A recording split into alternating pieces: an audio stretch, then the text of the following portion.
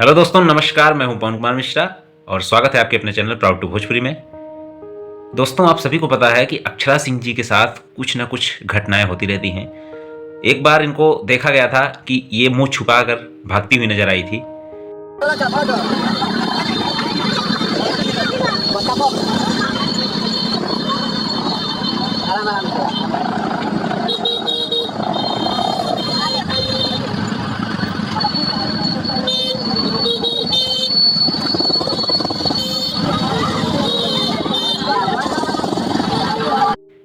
उसके बाद stage show में इनके साथ बदतमीजी की गई।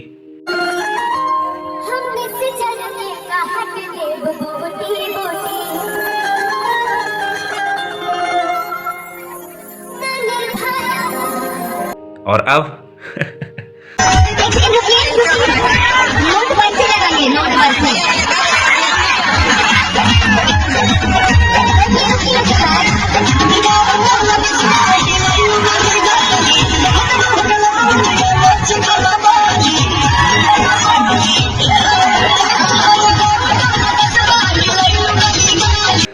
लोग ये कह रहे हैं कि पावर स्टार पवन सिंह जी ने गाना चलवा दिया। अरे पवन सिंह जी वहां गाना चलवाने जाएंगे अपना?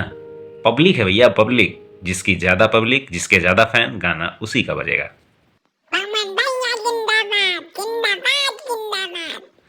मिलते हैं अगले वीडियो में, तब तक के लिए धन्यवाद। Love you all.